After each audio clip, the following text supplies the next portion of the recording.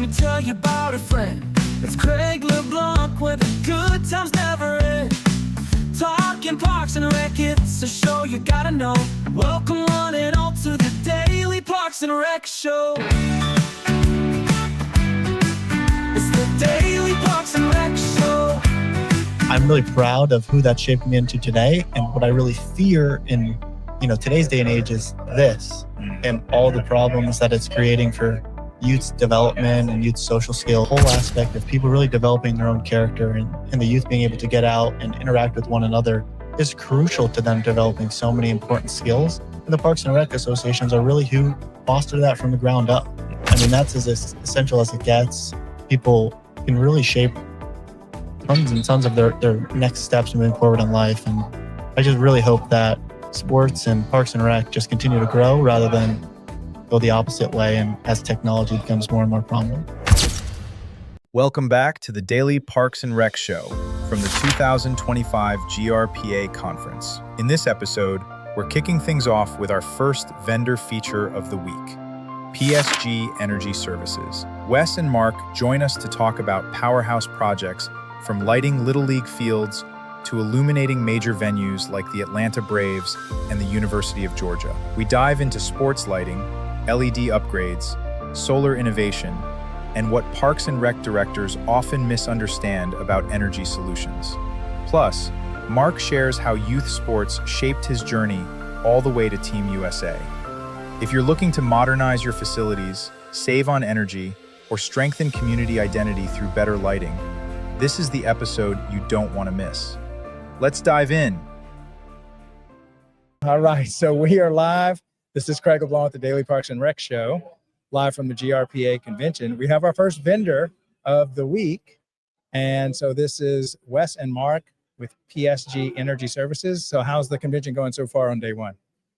Yeah, so far so good. Just got in, got checked in, our booth set up, excited for the rest of the week. Yeah, Definitely coming down. Being in this part of the state of Georgia is beautiful. Love being at the coast. So. Yeah. And this is your first time to Jekyll Island? Not for me. We did a show here last summer, but I think it's Marc's first time to Jekyll, right? First time to Jekyll. Yeah. Saw the beach for the first time in a couple of years, and I love it. Yeah, this is my first time here too. I've never been on the Atlantic coast, so it was a pleasure to kind of get here. It's a beautiful part of the country. All right, so who wants to tell us about PSG Energy Services? Yeah, I can take it. So PSG is a turnkey energy services company.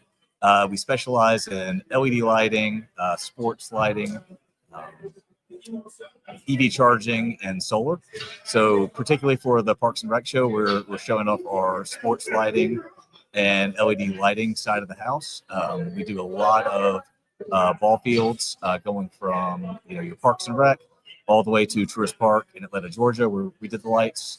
So really here to showcase that, try to meet some new folks that we have not met, and then reconnect with some others that we know. Do y'all happen to work with Outdoor Link? We do, yeah. We do utilize their services for that's the wireless. Yeah. Right. I think I might have met maybe somebody that works with y'all's company. Now that I'm hearing you tell me a little bit more about what y'all do. Y'all don't make poles also, do you? No, we do not make the poles. We We install them and we can source them for folks. Yeah. So tell me more about the solar lighting part. Yeah. So we have the solar. Yeah. So we do solar as well. We just finished an 18 megawatt solar project in Kentucky. So we can do all the way from multi-acre fields to, a solar project on the top of a bank. We do a lot of banks across the country. So we're utilizing tax credits, energy credits to help our clients, find better ways to manage their money. Yeah, there's a lot of buzz around solar, I guess, with Elon trying to push that along with his battery storage stuff. I followed that closely. I was an early investor in investing. Interesting time in the market for solar with the changes, but we've had some success, and that side of the house has grown for us tremendously last year. Yeah. And so how many people are in y'all's company? About 120 so far. So we are a turnkey energy services company. So we do everything from the initial upfront audit where we can go and survey a site to design. We have in-house people who can design, new lighting for your baseball field or for your classroom or for whatever else you may be looking to do. We have procurement in-house, and then we have an in-house installation team that can go anywhere across the country and install solar, EV, any of our projects. Fantastic. Now, Mark, how about yourself? What do you do with the company? So I'm a recent hire. So I've been here for a little bit less than a year now, but I work alongside Wes, really help him with anything that we're working on that part of the month. I guess I'll be doing anything from sourcing bids to helping with client outreach, getting new customers, and everything in between. So what would you think that Parks and Rec kind of misunderstands most about y'all's product or lighting or something like that? Yeah, that's a good question. What we think distinguishes ourselves is we bring options to different Parks and Rec directors or to our clients.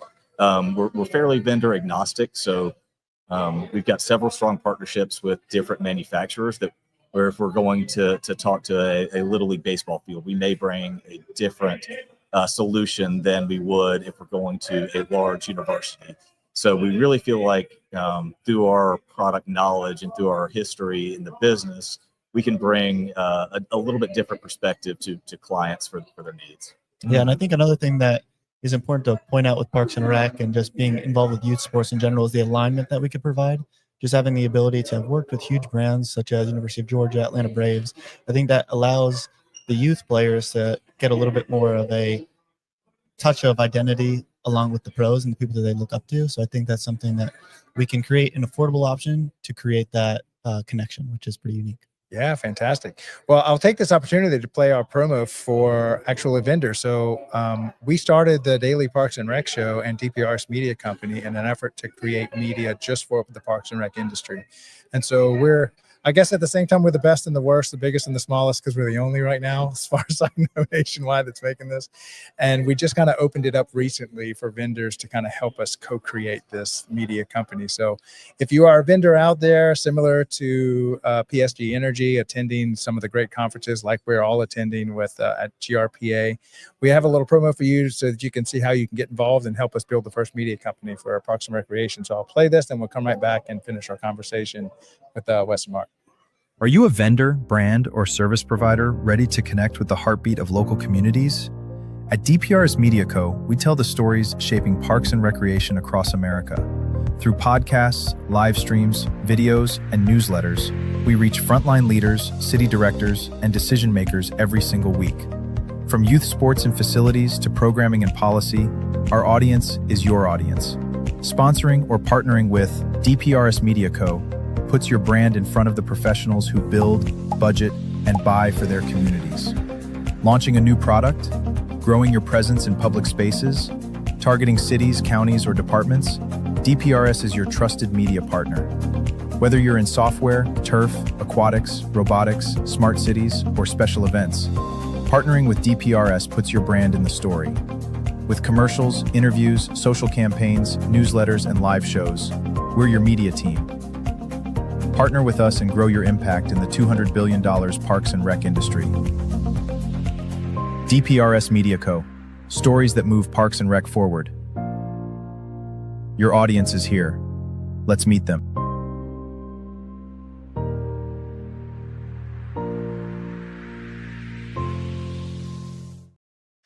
All right, so let's talk about what it's like to run a booth at the GRPA or really any Parks and Rec convention. What's it like to kind of set up? What's the atmosphere like? What are the kind of conversations y'all are having? Yeah, so the goal for me anyway is meet as many people as we can. You know, this is a great show. There's tons of people here from across the state.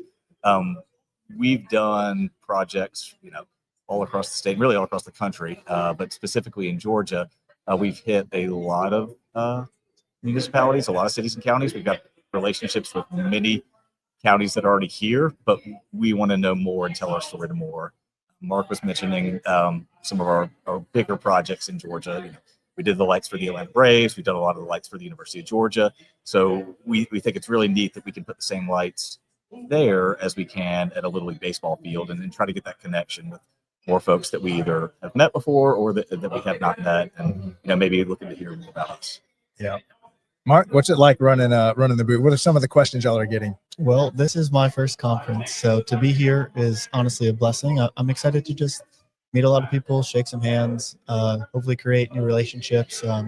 One thing that we're trying to do with PSG is to be seen as a company that comes to mind when you think of lighting? Because lighting is going to be a topic of discussion for everyone at some point in time, whether you need it today or tomorrow or a couple of years down the road. It's just something that we want to be aligned with. So I think building those relationships now is really important for us. So I'm excited to just get to know people and hopefully build good, lasting relationships. And so what's the environment like, Wes, as far as, let's say you're reaching out to vendors, trying to get more vendors here to these conventions. What would be your testimony as to why they should be here showcasing their products and services to the Parks and Rec industry? Well, Marc was telling me today that the list of names attending the lit show's grown. I mean, every day he seems like he's getting more and more contacts, and like there might be 1,000 people here. Yeah. So I mean, what a better way to network and to get to know people and get a little bit more name recognition for your company than to come to a place like this. It's great time of year to be down here, and it looks like there'll be a great crowd as well. Yeah. So I know a lot of vendors kind of avoid working with the government. But, when you're working with Parks and Rec, it's more small government, municipal government. Of course, it still has its red tape and stuff like that. But maybe give a testimony to what it's like working with small municipal governments on these baseball field lighting projects. Yeah, I've found it fairly straightforward. PSG, it does have a national cooperative purchasing contract through AEPA. And so that allows us to call on local governments and give them an easy button to purchase from us. There's no contract, there's no red tape. It's a very straightforward agreement where the procurement folks can get on the phone with our different AEPA vendors across the country, talk to them, understand the contract, and go forward with the PO without any problems. So it's been very nice.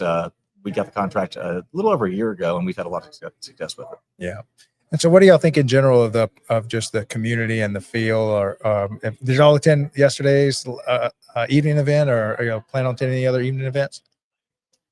We were not here yesterday. However, we're planning on being there tonight. Yeah. It seems like we've got a pretty fun theme planned. I think it's 90s theme. Yeah. So. Yeah, it's great. I think anytime you can get people out of the office and out of their standard regular environment, they get a little bit relaxed, and it's easier to have a conversation than us sales folks who are just sending emails and making phone calls to folks who may or may not want to talk to us. Right. Okay, so I wanted to get y'all comment on this video that we made for the Parks and Rec industry. I'm sure you're well aware that during COVID shutdown, a lot of the Parks and Rec industry was shut down and defunded, and mainly because they weren't classified as an essential service. So we decided to make a video for them that they can kind of reframe that conversation, and just maybe we can help give a pitch to the people that are funding Parks and Recreation, our elected officials, as from the vendor side, why we think also that it's an essential service. So I'll play this and then we'll go ahead and finish up our conversation. When we talk about essential services, what comes to mind? Police, firefighters, healthcare. But there's another essential service, often overlooked, yet always present. Parks and recreation. Parks and Rec is health. It's the walking trail that lowers blood pressure, the recreation center where seniors fight isolation, the swim lessons that prevent tragedy before it happens. This isn't a luxury, it's a lifeline. Parks and Rec is safety, a playground instead of a street corner, a basketball court instead of trouble, a summer camp where every child belongs. It's not just about activity, it's about protection, prevention, and possibility. Parks and Rec is community, the festival that brings neighbors together, the cultural event that teaches respect and diversity, the open space where a city breathes. It builds bridges where division once stood. It gives people a reason to gather, to connect, to care. And Parks and Rec is economics. It strengthens property values. It drives tourism through events and trails. It saves on healthcare costs. Every dollar invested multiplies, feeding back into schools, into safety, into growth. Essential service is not just about survival, it's about thriving. And Parks and Recreation is where thriving begins. In wellness, in equity, in culture, and in joy. Parks and Rec isn't extra. It's essential. For our health, for our safety, for our communities, for our future. A message from the Parks and Recreation community. All right. So what are your thoughts on the video and any testimony to elected officials as to why they should keep funding Parks and Rec? Go ahead. Yeah, I think Parks and Rec is so important because there's so many levels to it. And people don't really understand that. But I mean, speaking from an athletic or youth sports background, right now I'm currently a professional athlete competing with Team USA's track and field. And so much of my personality and development has been a result of youth sports, just growing up playing Parks and Rec football, baseball, basketball. And I'm really proud of who that shaped me into today. And what I really fear in today's day and age is this and all the problems that it's creating for youth's development and youth social skills. So, I mean, that whole aspect of people really developing their own character and the youth being able to get out and interact with one another is crucial to them developing so many important skills. And the Parks and Rec associations are really who foster that from the ground up. So, I mean, that's as essential as it gets. People can really shape tons and tons of their next steps moving forward in life. And I just really hope that sports and Parks and Rec just continue to grow rather than go the opposite way, and as technology becomes more and more prominent. Yeah, what a great message, Mark. What event do you do in track? I do the javelin throw. You're kidding. Yes, sir. What's your best throw? Ooh, it's right about 91 yards. Wow, that's fantastic. Look for him in a couple of years in LA. How many is that in feet? 272. Oh my gosh. 273. Yeah. Well, I'm ashamed to say that when I was a high schooler, I threw like 197, and I was proud of it. That's pretty good. That would have been state champion level in Pennsylvania. Yeah, that was. But that's an amazing toss. Oh, thank you. 270. So you're representing the country potentially? Yes, sir. Well, I was just in Tokyo, Japan in the middle of September for the World Championship. So I don't know how your body's holding together, because javelin just rips your body apart. It does. It is not easy, but it's lots of fun. Lots of fun. Very primal. I think it's something that people should at least give an opportunity to. Yeah. Yeah. Fantastic. Well, good luck with it. Thank you. Wes, anything about why Parks and Rec should be considered an essential service? That's tough to follow that. But I've got young boys who were shut down from youth sports during COVID, which was a challenge for us because we have active young children, or had active young children there, still are young and still are very active. And kids need to get out of the house. And when things like ball fields are shut down for, certain reasons, it makes it extra challenging. To Mark's point, kids are going to find a screen or a phone or a device or something to distract themselves. And it's essential for kids to grow on teams and learn to play together, learn to win, learn to lose, all these things that you get from going down to your local park and playing a baseball game or a football game or a basketball game or whatever it is. And you really hear stories as my kids have grown and gotten more into travel sports. You've heard stories about how communities have invested money into their fields and grown and made profit on attracting different tournaments to come to their city. So it's really a testament to what a park and rec can do with a proper vision and foresight. Yeah, fantastic. Definitely. Yeah. And one other thing Wes and I were talking about on the way here actually was just the involvement of the family in Parks and Rec sports. Like Wes was talking about how he coaches some of his kids in Little League. And I was talking about how my dad did that. And it just really strengthens familiar bonds. And it's something that's special. And it's a memory that I cherish with me for the rest of my life and learned so many lessons. So I just hope it's an opportunity that as many people can get as possible. Yeah. Well, guys, thank y'all so much for coming on the show and sharing us about what the S&G does. And I hope you'll have a good conference, and hope y'all sell tons of lights and everything else that y'all can. Thank you, Craig. Thanks, Craig. Yeah, appreciate y'all. Thank you. Thanks a lot. Are you a vendor, brand, or service provider ready to connect with the heartbeat of local communities? At DPRS Media Co., we tell the stories shaping parks and recreation across America. Through podcasts, live streams, videos, and newsletters, we reach frontline leaders, city directors, and decision makers every single week. From youth sports and facilities to programming and policy, our audience is your audience. Sponsoring or partnering with DPRS Media Co. puts your brand in front of the professionals who build, budget, and buy for their communities. Launching a new product, growing your presence in public spaces, Targeting cities, counties, or departments? DPRS is your trusted media partner. Whether you're in software, turf, aquatics, robotics, smart cities, or special events, partnering with DPRS puts your brand in the story. With commercials, interviews, social campaigns, newsletters, and live shows, we're your media team. Partner with us and grow your impact in the $200 billion Parks and Rec industry. DPRS Media Co. Stories that move Parks and Rec forward. Your audience is here.